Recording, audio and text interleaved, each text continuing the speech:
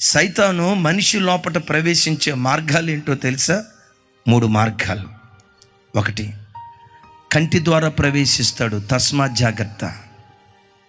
2, నోటి ద్వారా ప్రవేశిస్తాడు, తస్మాత్ జాగ్రత్త. చెవి ద్వారా ప్రవేశిస్తాడు. 3, ఈ 3 మార్గాల గుండా వాడు ప్రతి క్షణం వాడు ప్రవేశించాలని ప్రయత్నం చేస్తాడు. మనుషుణ్ణి పడగొట్టడానికి సైతాను వాడే మొట్టమొదటి ఆయుధం నీ కన్నే. నీ కన్నే, నీ కన్నే. అవమును పాడు చేసింది ఆ కన్ను కాదా? ఆకానును పాడు చేసింది ఆ కన్ను కాదా?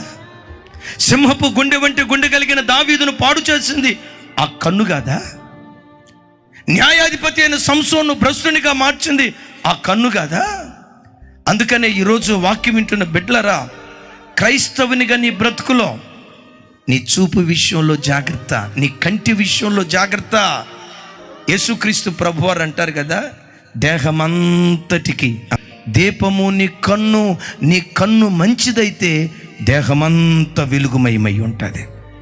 ఎంతోమంది యవ్వన బిడ్డలు ఈ కడవరి దినాల్లో పవిత్రతను కోల్పోవటానికి కారణం సెల్ ఫోన్. ఏముందులే, ఈ వాట్సాప్ స్టేటస్లో నిమిషం కితకితలు కనపడుతున్నాయి, జబర్దస్త్ డైలాగులు కనపడుతున్నాయి.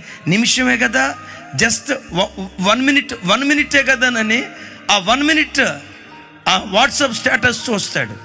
ఇక ఆ బిట్టు చూసిన తర్వాత ఈ బిట్టు చూసాం కదా, దీనిలో ఇంకేముండి ఉంటుంది, ఏం జరిగి ఉంటుంది? చివరికి సాతానుగాడు పూర్తిగా మనిషిని సినిమాల్లోకి దింపుతాడు.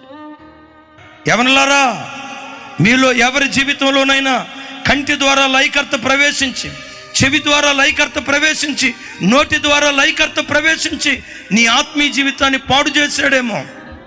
యోబు చేసుకున్న తీర్మానం నువ్వెందుకు చేసుకోకూడదు?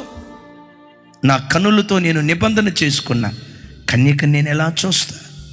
వ్యర్థమైన వాటిని చూడకుండా నా కన్నులు త్రిప్పివేయని దావీదు భక్తుడు చేసిన ప్రార్థన, యోబు భక్తుడు చేసిన ప్రార్థన నువ్వు చేసుకొని కన్ననే మార్గాన్ని, చెవులనే మార్గాన్ని, నోరనే మార్గాన్ని నువ్వు జాగ్రత్తగా కాపాడుకుంటే లయకర్త నీ ఇంటిలోకి రాడు, ఆదరణకర్త నీ ఇంటిలో సంచరించటం ప్రారంభిస్తాడు ఆయన.